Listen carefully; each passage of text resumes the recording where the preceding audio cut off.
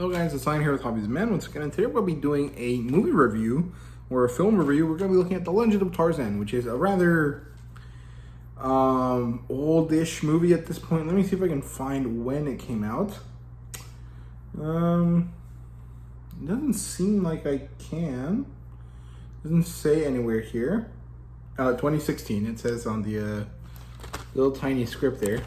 It says Warner Brothers 2016. So, it's a 2016 movie at this point. That's 7 years ago, almost a decade ago. And the CGI in this definitely shows its age, but not that badly. The only issue is that, like, compared to maybe something like Spider-Man or, you know, things of that sort, it definitely looks, you know, less good. However, it's not that bad. If you compare it to something that also features monkeys and stuff like that, like Planet of the Apes, I think Planet of the Apes is much better. But that's because the technology is different and the way that they made it is different. Because, you know, it's like Andy Serkis and then they superimpose something on his face, which is pretty different. So I think that kind of works differently. But The Legend of Tarzan is a movie that kind of wanted to start its own Tarzan franchise in 2016. I'm pretty sure it flopped at the box office. I don't remember anyone talking about this. I distinctly remember watching it in the movie theater. Probably. I think I did. I have a memory of sitting in the movie theater eating popcorn watching this movie. But my recollection of this movie is very vague. It's been many, many years, and this is maybe the second time I ever watched it. However, I did remember certain scenes quite vividly. So I bought this at Movie Trading Company recently. I think I got it for free, actually, even though there's $5 there because of a sale they had going on. And since I'm a big ERB fan and specifically a big Tarzan fan right now, I decided to give it a watch. Is it the best movie ever? No. Is it a bad movie? No. It's kind of somewhere in the middle. You know, it'd be like a 7 out of 10 movie. It's something that you would watch every once in a while, but not something that you would come back to often. And in terms of how it portrays Tarzan, I can't say that it's the best, but it's also not that bad. It gets certain elements of Tarzan right, and then it gets other ones not so right. And I think it's mostly because a movie, by definition, is in third person, and the Tarzan books are very much like they're also in third person, but because you know the mental state and the situations going on in Tarzan's head, you feel a lot more vividly what Tarzan is feeling compared to this movie, right? And so there's a lot of situations, moments where Tarzan is rather stoic, which is completely correct. But in the movie, it comes off as like he's not sure what to say. Whereas in the books, it's more like, I have nothing to say, or nothing that I say is going to mean anything to you, so I'm just going to stay quiet.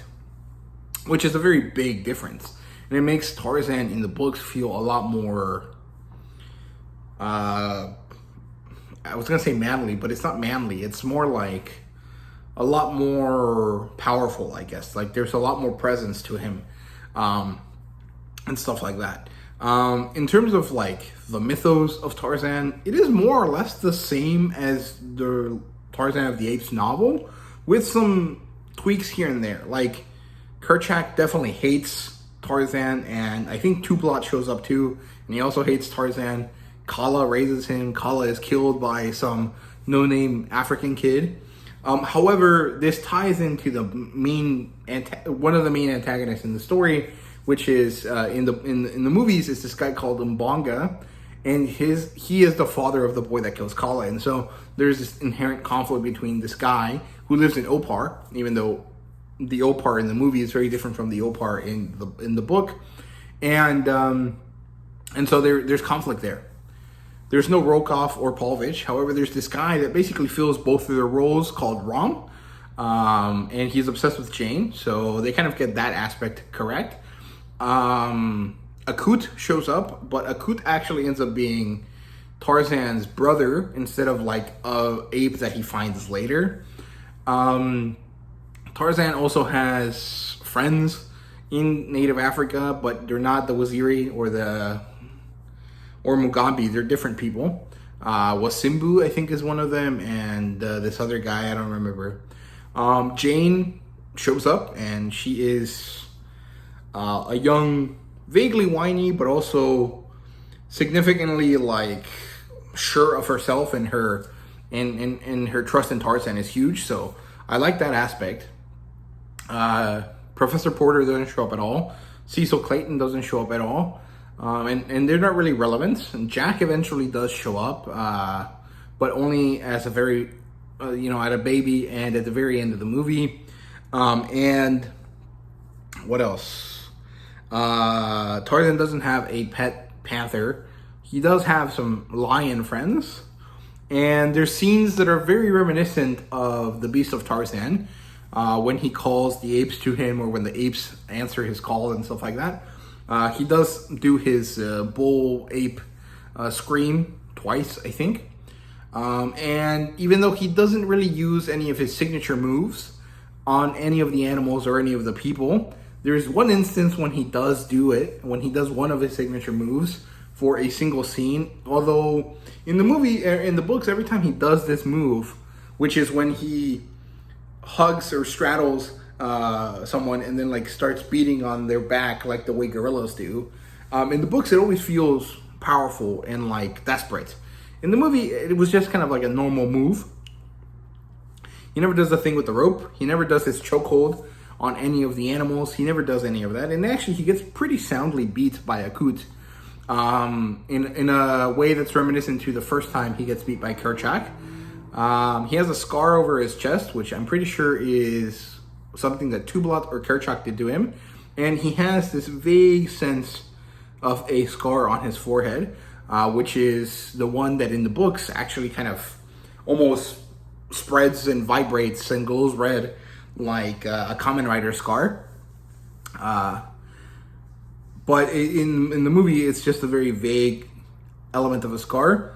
And I don't think he ever mentioned in the books having, different kind of like knuckles. But in the movie, they make a point of showing that his knuckles spread differently from human ones. So it's interesting. It's cool. And kind of pulls more into the modern interpretation of Tarzan than the original one. But overall, I think that the movie did a good job at taking the first 3 books and massaging them into some sort of, more generic Tarzan story that they could feed to the public without getting bogged down in all of the little moments and the little things and stuff like that the novels do. Because ultimately, I think the novels would be better as a TV show. You get a young kind of like a young lead that is able to be tied down for like 10 years, and you start him off as a teenager, and then you shoot some stuff for like the early days of Tarzan's story, and then you start him off in the middle of book 1 when he's battling Kerchak, and then he finds Jane, and then his buddy Paul shows up, and then Cecil, and then you have a whole season where you talk about Tarzan of the Apes and the return of Tarzan. And so you get a season and a half out of that. Maybe a long season, like say a 12 episode season of 1 hour episodes on like HBO Max or something. And then you do the son of Tarzan, or the Beast of Tarzan and the Son of Tarzan as another season when the young actor is in his 20s, which is more or less how Tarzan is. And then you keep going from there, right? And I guess you introduce Opar, Law and Opar in the first season at some point. I don't know. Could be interesting. Like, I really think that it would work. Honestly, my preference for Tarzan would be an adult-oriented animated show like Invincible or Vox Machina. That is my preference. Mostly because I find it a little bit more believable to enjoy Tarzan being a badass with these jungle animals in animation and books compared to live action. And I honestly don't think that there's anyone that can really embody what Tarzan is supposed to embody, right? So I don't know. That's just me there. But the movie was good. Getting back to the movie, because this is more of a ramble, just kind of like random shit. The movie was good. It didn't really follow any novel, but it massaged the first 3 novels into something more generic so that people can kind of enjoy it. I think it was a summer release, so it was supposed to be some sort of blockbuster movie, But honestly, I feel that the movie was a little bit too slow for that kind of feeling. And even though the cast was pretty interesting, there was an aspect there which was Samuel L. Jackson's character. It doesn't really make sense to be in the movie. Like he doesn't serve a purpose, except for the fact that you compare him to Tarzan and you see that Tarzan is superhuman in comparison. So I understand why he existed, but if you just did the original, Tarzan of the Apes movie, you could have had Cecil be that comparison and just have him and Tarzan just be of the same family but completely different outcomes based on the fact that Tarzan grew up with hardship and Cecil did not, and it would work just as well, right? So I don't know, Samuel L. Jackson's character was unnecessary, but it led into some fun jokes, so I think it was fine.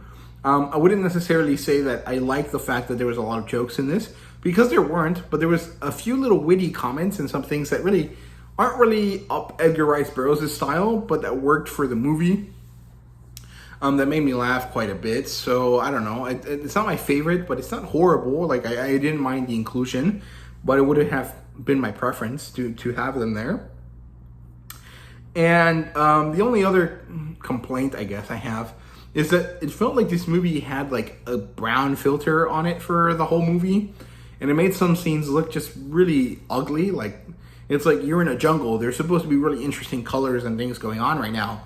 Why does it look like this muddy green brown color? However, the aspect that they had in Opar, it was this like gray tone to everything. That worked well. I liked it, but again, Opar is supposed to be like this like leftover of Atlantis or something. And I feel like it should be, very like splendorous, and it was kind of not. It felt more like a Black Panther scene than a Tarzan scene, but it is what it is. So yeah, that's my ramble conversation on Tarzan and the Legend of Tarzan. I guess this wasn't really a movie review. This was more like a conversation about Tarzan led through the fact that I watched this movie, right? So there you go. I hope you guys enjoyed this video. It was all over the place, but I hope you guys like it. And thank you guys very much for watching. See you guys later.